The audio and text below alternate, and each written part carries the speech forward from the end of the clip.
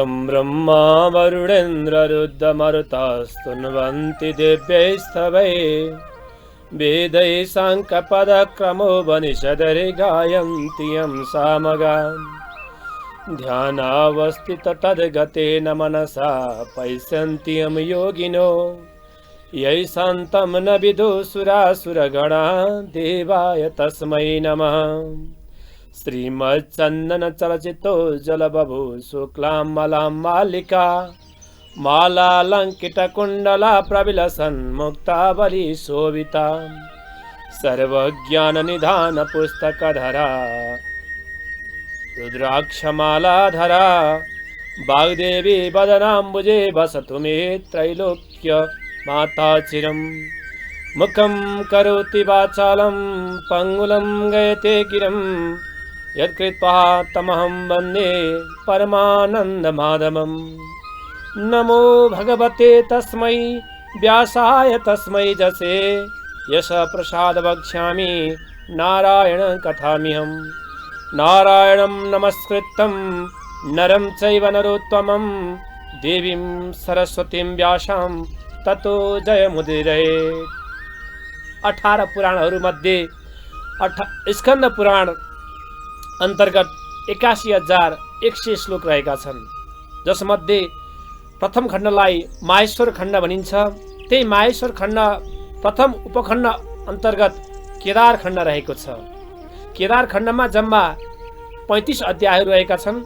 ती 35 वटा अध्यायहरूमा वर्णन भएको श्री स्वस्थानी व्रत विधिलाई के स्पष्ट पारेर सनातन हिन्दू संस्कृतिमा श्री स्वस्थानी व्रतको अनुष्ठान कथा भन्ने र सुन्ने प्रचलन रहेको छ। हुन त प्रथम माहेश्वर खण्डमा जम्मा 3वटा उपखण्डहरू रहेका छन्। तिनीहरूमा केदार खण्ड 35 अध्यायको, कौमारी खण्ड 63 अध्यायको र अरुणाचल महात्म्य 24 अध्यायको रहेछ। 7 खण्ड भएको स्कन्द महापुराणको माहेश्वर खण्डको उपखण्ड अन्तर्गत केदार खण्ड पुरै स्वस्थानी व्रत कथा हो। भक्तजनहरूले यस व्रत र कथा अथवा ग्रन्थलाई रूढिवादीको संज्ञा नदिकन अनुष्ठान व्रत गर्नु हामी मानव धर्मको कर्तव्य नै हो र हाम्रो मोक्ष मार्ग अन्तर्गत हामीले मानव भएर अपनाउनु पर्ने अधिकार हो। स्वस्थानी आफ्नो स्थानमा रहनु, जसले आफ्नो स्थानमा रहेर पाप ताप र सन्तापबाट मुक्ति र मोक्षको मार्ग पहिल्याउन खोज्न, त्यसको पात्रता हासिल गर्न यही पौष शुक्ल पूर्णिमाका दिनदेखि श्री स्वस्थानी माताको व्रत कथा शुभारम्भ हुँदैछ। हजुरहरूले पनि आफ्नो टेलिभिजन सेट अगाडि सम्पूर्ण भक्त सज्जनले एकचित्त भएर भगवान श्याम शिवजीलाई चिन्तन मनन गरेर ध्यानपूर्वक कथा श्रवण गर्नुहोला। स्वस्ति। जय शम्भो।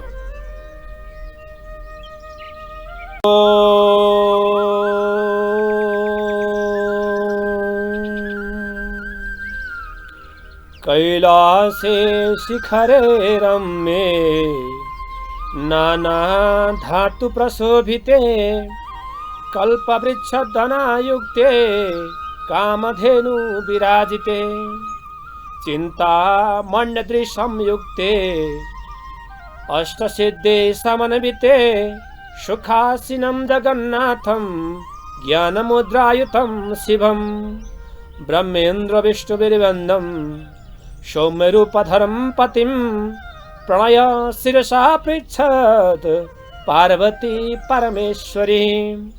प्रणय शिरसा पृच्छत् पार्वती परमेश्वरी।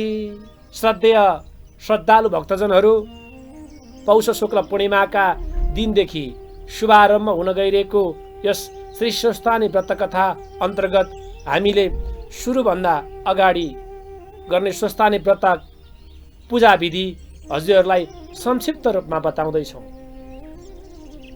पहिलो त हामीले कुशासन एउटा ठिक पार्नुपर्छ। तामाको थाली, पञ्चपात्र, आचमनी, अर्घ, दीप, कलश, गणेश अनि धान थाप्ने चामल सकिन्छ भने 4 बेर स्थापना गरेर बीचमा स्वस्थानी मातालाई कलशमा राखेर अनि नित्य स्नान गरे पछाडि पूजन अर्चन गर्नुपर्छ। त्यसका लागि कर्मपात्र, नित्य चाहिने कर्मपात्र, गाईको दुध अन्तर्गत पञ्चामृत, चन्दन, अक्षता, धूप, दीप, नैवेद्य, वस्त्र, भेटी, जनै, सुपारी, सिन्दुर, अबिर, सौभाग्य सामग्री जस्तो स्वस्थानी मातालाई चढाउने चुरा, धागो, पोते, कपडा, गरगहना आफ्नो शक्ति अनुसार। पूर्णपात अन्तिममा पूर्णपात्र, 108 रोटी, 108 कुड्का सुपारी, 108 बेलपत्र, बेलीपुष्प 108, यज्ञसूत्र जना 108, नकाटिएको अक्षता क्षत हुनु भएन, मतलब आफैले आफ्नै हातद्वारा आफै श्रम गरेर धानलाई को भुस निकालेर अक्षता पनि बनाउनु पर्छ। अनि सबै थोक भए पछाडि तामाको थालीमा ओमकार लेखेर त्यसमा अष्टदल बनाएर अनि नदीबाट निकालिएको बालुवा 1 औँजुली भन्दा सोभन्दा बढी बालुवा ल्याएर त्यसमा दूध अथवा चिलो पदार्थ घिउ मिसाएर मह मिसाएर शिवलिङ्ग निर्माण गरेर तामाको थालीमा स्थापना गरेर नित्य पूजा गर्नुपर्छ। नित्य सूर्योदय अगाडि नै अथवा ब्रह्म मुहूर्तमा उठेर आफ्नो नित्य कर्म सके पश्चात सफा कपडा अनि शुद्ध मन, शुद्ध विचार, सबभन्दा बढी आवश्यक भनेको आहार, लघु आहार अनि आहार अनुसारको व्यवहार विचार हुने हुनाले आहारमा धेरै शुद्धाशुद्धि चाहिन्छ, वस्त्रमा नि शुद्धाशुद्धि चाहिन्छ। त्यो पछाडि अनि मन, विचार, आसनहरूका कुरा इत्यादि सबै शुद्ध चाहिन्छ। भगवान सफा ठाउँमा बस्नुहुन्छ, भगवान बस्ने ठाउँ सफा हुनुपर्छ। त्यसकारणले सफा र शुद्ध चाहिन्छ। भलै पुरानो होस् तर सफा चाहिँ हुनैपर्छ, तीमाथि शुद्ध हुनुपर्छ। स्वस्थानी परमेश्वरको व्रत गर्ने पुरुष अथवा स्त्रीले पौष शुक्ल पूर्णिमाको दिनदेखि आरम्भ गर्नुपर्छ। अहिलेको पौष शुक्ल पूर्णिमा 11 गते परेको छ, अर्थात् चतुर्दशीको दिन हातखुट्टाको नङ काट्नुपर्छ, पवित्र भएर एक छाक हविष्य भोजन गर्नुपर्छ, मतलब लघु आहार गर्नुपर्छ। सकिन्छ पानी नखाइकन सकिँदैन, कलियुगका मान्छे हौ, अन्नमा प्राण बसेको छ। लघु आहार गर्ने, दूध दही खाएर अथवा यी कोमल यी अति मुलायम कुरा खाएर सकिँदैन भने पनि एक छाक शुद्ध भोजन गरेर ब्रह्मचर्यको नियम पालना गरेर खाट बिछ्याउनामा होइन भुइँमा सुत्नुपर्छ, भूमि शयन गर्नुपर्छ। भोलिपल्ट अर्थात् पौष शुक्ल पूर्णिमाको दिन पूजा गर्ने स्थानमा बसेर आचमन गर्ने, 1 महिनासम्म स्वस्थानीको व्रत गर्दैछु भनेर सङ्कल्प गर्ने। सङ्कल्प यस्तो दृढ शक्ति हो कि जसले हामीले भनेका कुराहरू टक्क सबै पुग्छ। तर सङ्कल्प सत्य हुनुपर्छ। सङ्कल्प त सङ्कल्पै हो, कसैलाई बलि दिनु पनि सङ्कल्प हो, कसैको बलि खानु पनि सङ्कल्प हो। तर सङ्कल्प गर्दाखेरि शुद्ध सात्विक हुनुपर्छ। सत्व रज र तमस अन्तर्गत रज र तमसलाई त्यागेर सात्विकताको धारणा गर्नुपर्छ। कसैसँग झगडा गर्नुहुन्न, दुर्वचन बोल्नुहुन्न, सात्विक भाग हृदयमा प्रतिस्थापन गर्नुपर्छ। प्रत्येक दिन बिहान उठेर नित्य कर्म सकेर पुष्प, फूल, जलले स्वस्थानी माताको व्रत गर्नुपर्छ। नित्य कर्म सकेर आफ्नो पनि नित्य कर्म हुन्छ अनि भगवान महादेवको पूजा गर्नुपर्छ। स्वस्थानी र महादेवको पूजा गर्दा पवित्र नदीमा पानीभित्रको बालुवा ल्याई शिवलिङ्ग बनाउने कुरा आउँछ।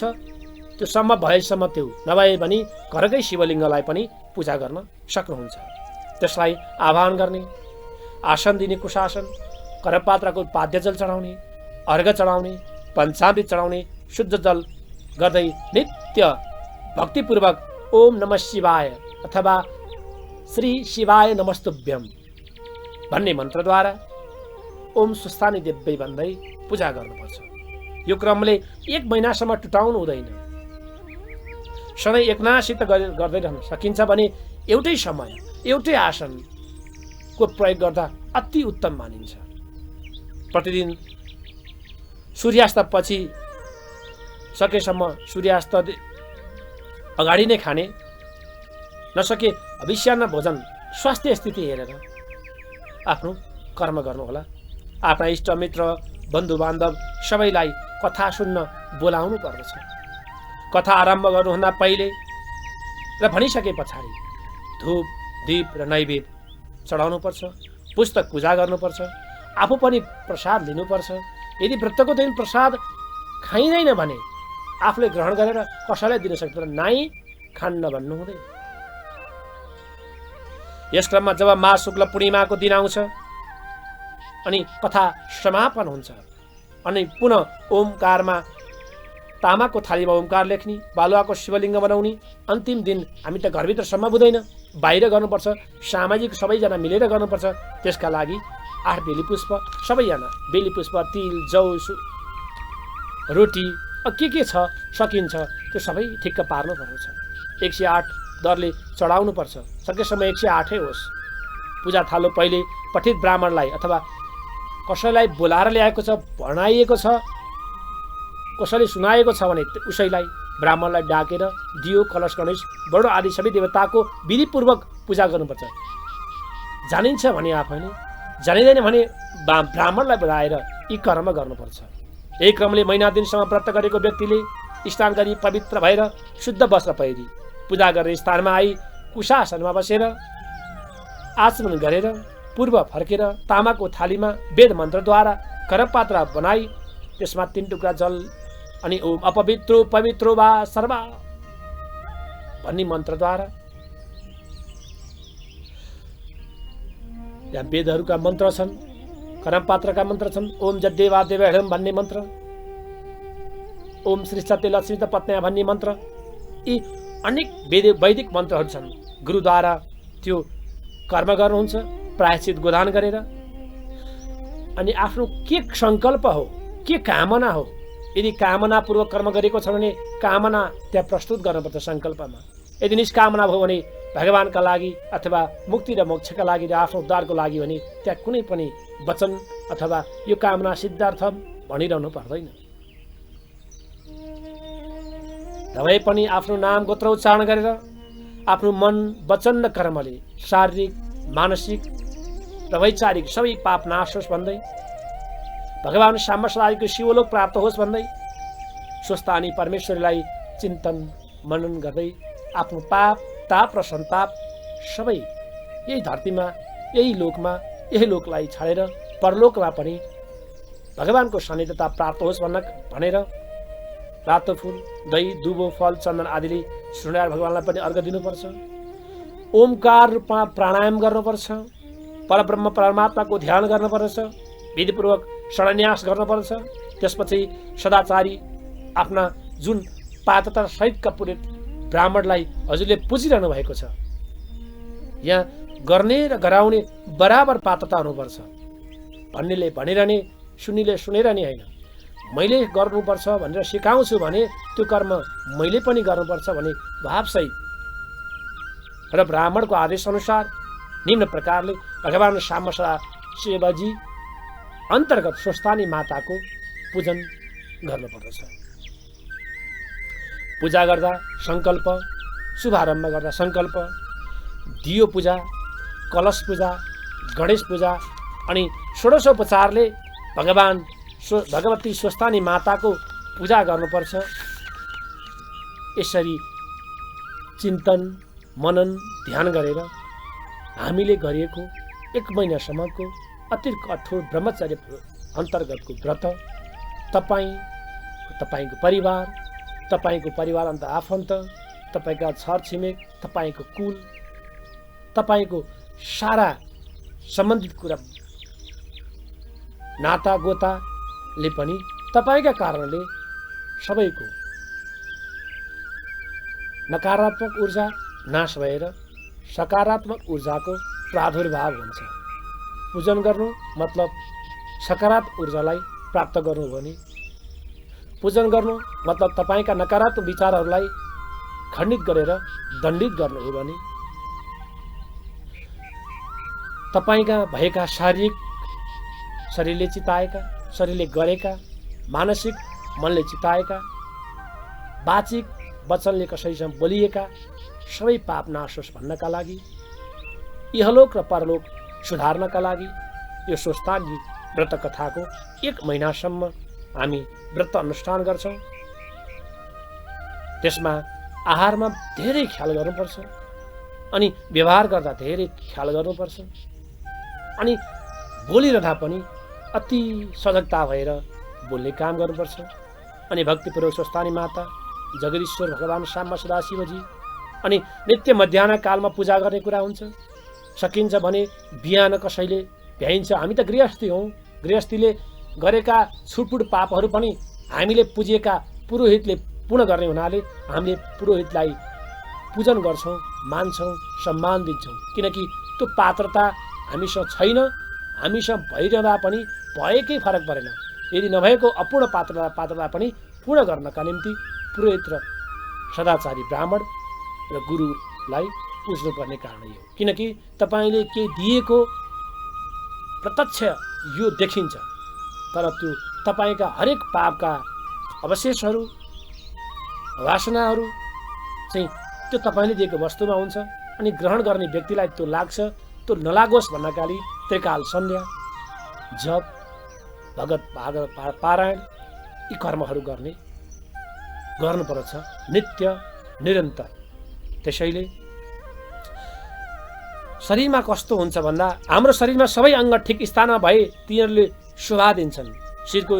शिरमा केश छौन्जेल त्यसले शोभा दिन्छ होइन। केश झरेर भने केश झरेको खाना त हामी खाँदैनौँ, त्यसले शोभा दिँदैन।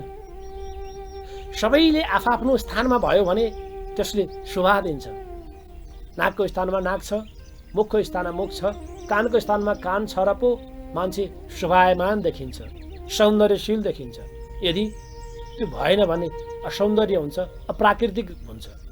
त्यसैले स्व भनेको जो हो त्यही स्थान, स्व भनेको जहाँ हो त्यही, स्व मतलब आफू, स्थान भने आफूले प्राप्त गर्ने स्थान हो। यसैलाई स्वस्थानी भनिन्छ। भन्न खोजेको कुरा के हो भने आफ्नो स्थानमा रौन्जेल मान्छेले आफ्नो इज्जत, सम्मान, मान, प्रतिष्ठा र इज्जत पाउँछ। आफ्नो स्थान छोड्ने बित्तिकै मानिस पतन हुन्छ हो। यसको विचार गरेर हामीले कर्म गर्नुपर्छ। यसै गरी स्वस्थानी देवीको आराधना गरेर आफ्नो स्थानमा अडिग भएर सम्मानको साथ परमात्माको सायुज्यता प्राप्त गर्नु नै स्वस्थानी व्रत कथाको मेन लक्ष्य उद्देश्य हो। हामी हिन्दू सनातन धर्म अन्तर्गत हामी वेद पाठी छौँ, हामी गौ सेवा गर्छौँ, माता पिताको सेवा गर्छौँ, जीव जन्तु जलचर थलचर स्थलचर सबैलाई सम्मान गर्छौँ। त्यसैले हामी सनातन हौँ।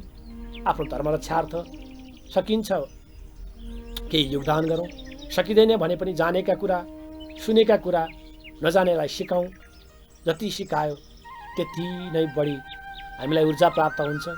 त्यो ऊर्जा प्राप्त गर्नका लागि, त्यो सान्निध्यता प्राप्त गर्नका लागि स्वस्थानी व्रत कथा अनिवार्य श्रवण गर्नुहोला भन्दै यो स्वस्थानी व्रत कथा पूजा विधि संक्षिप्त रूपमा हजुरलाई दर्शाएँ। स्वस्थानी व्रत कथाको शुभारम्भ दिनभन्दा अघिल्लो दिन शुभारम्भ गर्नका लागि हजुरहरूलाई यो विधि बताएको छु। आनन्दपूर्वक रहनुहोला, स्वस्थ रहनुहोस्, मस्त रहनुहोस्, व्यस्त रहनुहोस्, भगवानको सान्निध्यता प्राप्त गर्नुहोस्। जय शम्भु, जय श्री राय, जय स्वस्थानी माता।